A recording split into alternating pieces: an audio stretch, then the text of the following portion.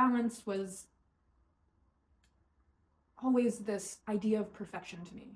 If I could just have all of my aspects of life in order, then my life would be perfect. Then I would be happy. But I realize now that balance is a forever moving and flowing spectrum.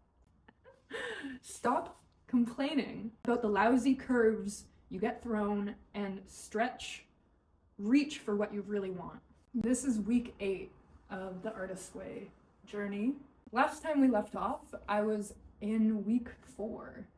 I'm recording today on some really good news about interviews and the month to come. So I thought I would record when I'm feeling the high of getting good news after a month of a lot of stress and questioning and resurfacing anxiety. I feel like I've come out of that hole with a new sense of hope and assurance that things are working out for me, and that my hard work and all of these applications that I've sent in are leading up to something. Yes, the Artist's Way is specifically to curate the artist within me, but this has always been about a holistic journey for me, one where my personal art and entrepreneurship and career path all mesh together as I try to create this life that I envision for myself. In week 8, the quote that stuck out to me the most was, "In order to catch the ball, you have to want to catch the ball," the film director John Cassavetes once said. Julia Cameron went on to say that she took this to mean, stop complaining about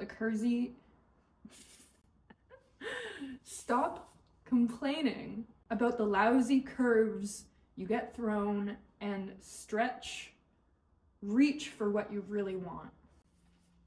In my writing today, I was journaling gratitude about hearing back from these opportunities. Within scrambling these past couple of weeks, I've applied for opportunities that I've come to see weren't all that I first initially thought they would be. The book also talks about gain disguised as lost. So I think this topic is so perfect for this time in my life. This entire journey for me has been a product of a series of what I perceived initially to be painful losses for me that were really guiding me along this path to something far greater than what I initially thought I could achieve, and guiding me to a path of what I really wanted for myself, what I had been dreaming for myself for years. And yet, when you don't reach for what you really want, you find yourself in places where you're not meant to be. At the same time, all of those experiences have taught me something so valuable, so important in leading up to what I actually am meant to do, what I feel my purpose is aligned with. All of these seemingly random, disjointed experiences that I've had, especially in my career, are suddenly becoming such a toolbox that I can pull from and apply to positions that seem out of left field for me. And this culmination of experience really allows me to see that all of these stepping stones in my life that to someone else may seem like distractions or off path to my immediate goal or my long-term goal are actually part of the process. And it's nice to have these moments of clarity, because I've really struggled this month. I've been applying to grad school, and I have these moments of doubt that are really hard to grapple with. Why am I applying here? Is this the right time? You know, so many questions yet to be answered, and yet I'm being called to do it anyways. In the same way I'm being called to paint, in the same way I'm being called to post. I don't know why yet. I've found these experiences, I've chosen the path that I've currently chosen. I know that my intuition and my gut are telling me to do this for a reason yet to be revealed to me. But as long as I feel called to do something, I'm going to do it. I've always been that way, you know? From a very young age, I've decided to do something, and it always seems ridiculous, and I go out and I do it, and whatever comes, and yet I'm always appreciative of that experience and the lessons I've learned. You know, there's been so many times that to anyone from an outsider looking in on my life seems absolutely ridiculous, and maybe it is, but I can't change who I am. I can only continue to follow what this little voice in my head tells me to do. I mean, the gut instinct to take these risks that bring me somewhere, and that somewhere has always turned out to be quite okay. I'm really happy to have this moment of relief. I know that it's not going to be linear. I have my ups and downs. I have many moments of questioning, and sometimes I wonder if taking the beaten path would yield better results, but do it for the plot, you know? There's nothing more satisfying to me than exploring the far reaches of what I can accomplish given my pool of resources. And applying myself to new opportunities that seem out of reach. Yesterday, I had the realization that in applying to these opportunities, I realized that I can dream bigger. I've had this connection with spirituality recently where I feel called to stop playing small. Yeah. I just have this feeling that there's really big things coming in the next couple of years, but I don't know how that's going to play out. Of course, no one can predict the future, but I've been doing everything in my power these past 4 months to get myself out of a rather grim situation and into something magical, into a new reality, a new life for myself. That has been a beautiful journey, a very personal, closed off, isolated journey. And now I'm only weeks away from the complete opposite of isolation. When I first went into this period of isolation, of reinvention, of focusing on how to heal myself, I had just come out of a lot of big spaces, big houses, big communities that felt completely overwhelming. Like, despite being around so many people, I couldn't connect. And now, being on my own, I feel more connected than ever. And so I'm asking the universe, I'm praying to the universe that I can continue to feel this connection to myself as I re-enter spaces where there's a lot of other people. I think a part of that is in chapter 8, she mentions admitting your losses, your artistic losses. And I wrote down, admit your artistic losses, especially the self-inflicted and sabotaged by fear. I had been avoiding posting in particular because I was avoiding painting. I have a really difficult time balancing between my artistic side and my science mind. As I'm applying to grad school, I found it really difficult to balance the two.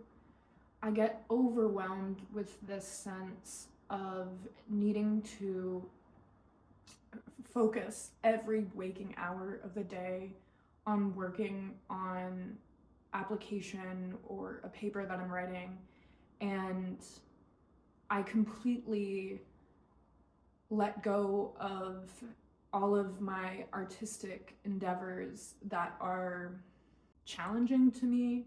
Like, while I was in school, I still created playlists and collages right before bed, and it was my plea to the universe to continue to create art when I felt like I had no time.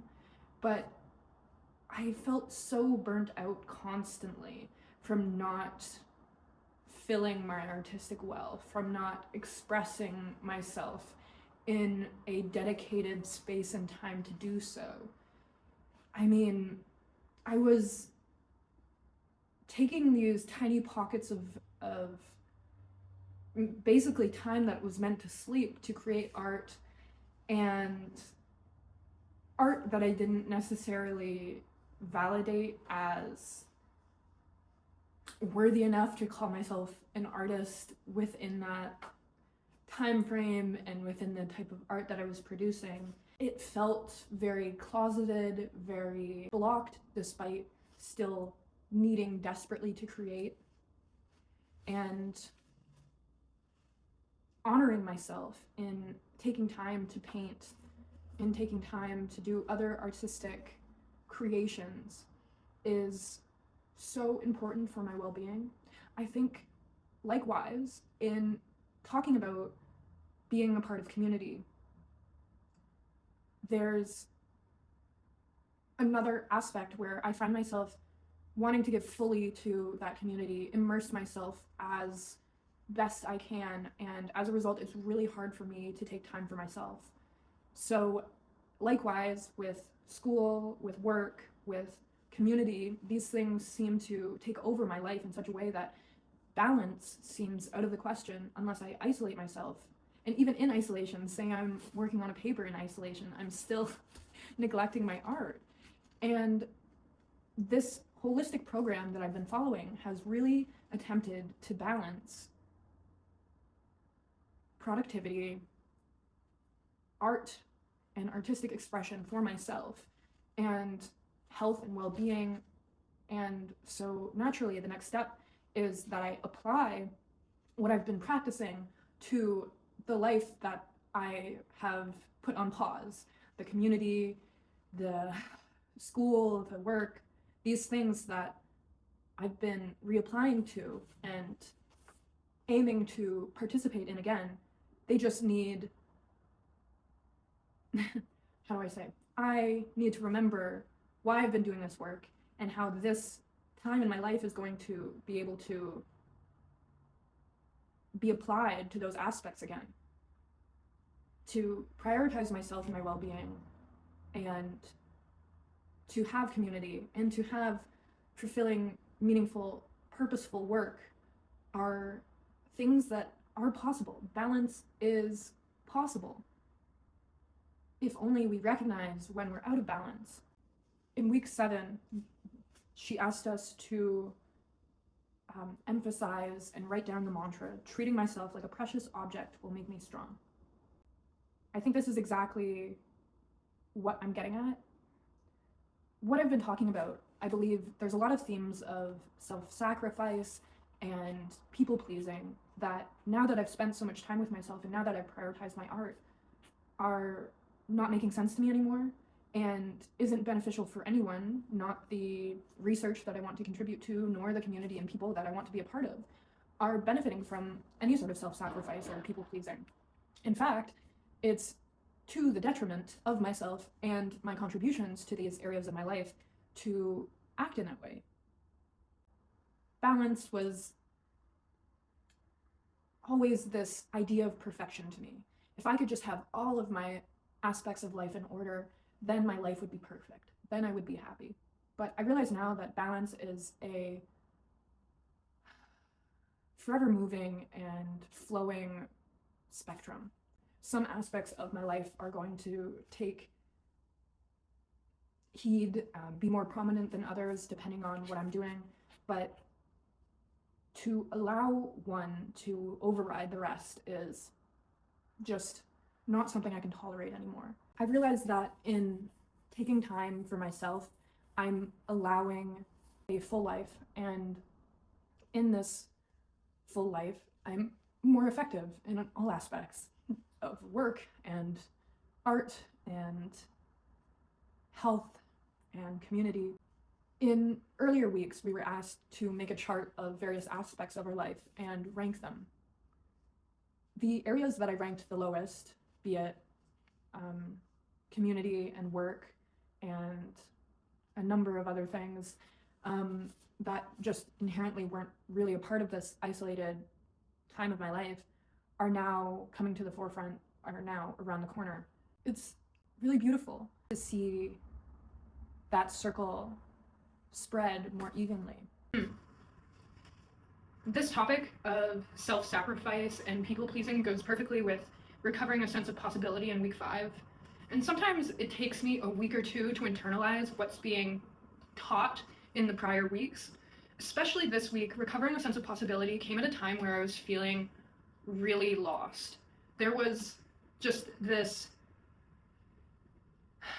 sense of delay, both self-inflicted and from external circumstance, that made me feel like what I had been working on for so long was never going to come, especially when it came to moving, integrating myself with community, and continuing on my path with art and posting online at a time where I felt really just disingenuous. For the first time within my path, it didn't feel aligned. And that also came with doing projects that were for commissions for other people, and then consequently the current project that I'm working on is so intertwined with the research that I had previously worked on in school and that I'm applying to work in again, that it feels like it's only dedicated to my work in a way that feels really insular and limited. And frankly, when I was last considering this line of work in conservation research, it made me question if I wanted to stay in it, particularly because it was so one-faceted, if that's a way to put it. It was just not nuanced. Oh, I study whales, I paint about whales, you know, it is a passion of mine and I enjoy doing both of those things. But as I talk about this holistic sense of self, I need to express myself in other ways than just from this sense of grief for something that I love so much and the harm that's being done to it. That's why when I created another painting that expressed this grief about climate change but didn't feature marine mammals. I mean, this is so specific. I don't know who on earth will resonate with this, but when I created something that wasn't connected to the rest of my life, but was purely based out of feeling and a combination of my emotions and like childhood environment, it really came through in my art. I created incredible art, and also I just felt more fulfilled doing that. So I want to finish the current paintings that I have on beached whales. I think for me it might be too on the nose, and it was a good exploration, but I like a bit more of a vague interpretation of climate grief than what I'm currently doing, though I expect that the literal translation of climate grief in art would be more effective at communicating the message. So I like experimenting with both. But to bring it back to this topic, in creating art that is in service of a cause, in being a part of a community that is in service of a cause, of being in a line of work and a career that's in service of a cause, these things, it's, as she says here on page 98, we strive to be good, we strive to be nice, to be helpful, to be unselfish. We want to be generous of service of the world, but what we really want is to be left alone. And alone is exactly what I did for the past 4 months. And yet, this call remains, this call to keep being in service, to keep providing outside of myself. To keep contributing to a purpose larger than me. What is the point of living on this planet if we're not working towards a purpose that is of good? But at the same time, there is no way of striving to do that long term without taking care of ourselves. And so I frequent between these times of a mass amount of involvement and then complete isolation. And it's a long-term cycle for me that I want to address, that I want to figure out and find balance between. But I don't want that part of taking care of myself to be from this capitalistic lens of consuming products and of paying for goods and services to better myself and to look more presentable, more healthy. I think connecting with spirituality, connecting with my sense of the universe, taking time to connect with nature, these things are what self-care is to me. Loving myself is what self-care is to me. And I don't want that to be defined by purchasing. I don't want that to be defined by an external sense of self-worth. And I also don't want that to be defined by isolating and essentially self-sabotaging. It's not to say that I've been self-sabotaging these past 4 months. In fact, I've been actively working on how to break the cycle of self-sabotage and to break generational curses. Yet, there is parts of me that burn out from this and go to self-sabotage. And so, it's an ongoing battle, but one that feels a little bit easier every time I address it, every time I acknowledge it, and, use my allegedly developed frontal lobe to think about my future and to think about how taking care of myself today is taking care of myself tomorrow and in 5 years and in 10 years. On the other hand, taking time to take care of myself when I have this insatiable, constant feeling of I have to do more, I deserve it, I deserve to show myself I can do more, of showing up bigger, showing up better, showing the world what I can do. This pressure that I feel at this pivotal time of my life of 25 quickly turns into 50, and what will I bring within the next years? It's hard to take a moment to luxuriate in this present time, to not be thinking constantly about the future or how to remedy the past. The solution for me right now in this feeling of never-ending productivity, of never-ending wanting to do more, be more, produce more art, these things, is gratitude and taking time each day to recognize how far I've come, the skills I've taught myself, and the healing that I have undergone. I mean, every day I put in the effort to do as much work as I can. Likewise, in week 6, recovering a sense of abundance, there was a lot of talk about perfectionism and how to a perfectionist that there's no practice, there's only an expectation that you have to be perfect on the get-go. I think in experimenting with art that specifically serves a cause and isn't just a self-expression, it is an experimentation at that. I don't know how I feel about it. I don't know if it feels fulfilling to me. I don't know if it's good enough. But these things come back to this sense of perfection. And it also comes back to why I feel like I need to work, 10 hours in a day to write one application, because I feel that it needs to be perfect. And as I let go of perfectionism, every time that I feel like, oh, I'm getting so much better with it, I'm working through it, I find it a lot easier to sit down and break apart and tackle tasks and start ahead of time. And then perfectionism rears its head, and yet again, I find another aspect that's in my life.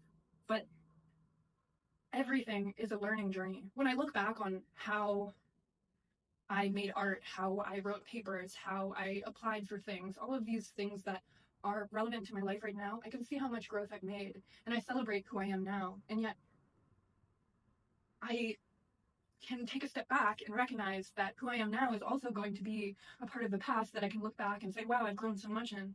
And so I can do my best and have gratitude that I did it and am putting myself out there and am facing rejections and acceptances and opportunities and realigning and new paths. All of these things are coming my way, and just be grateful for it all.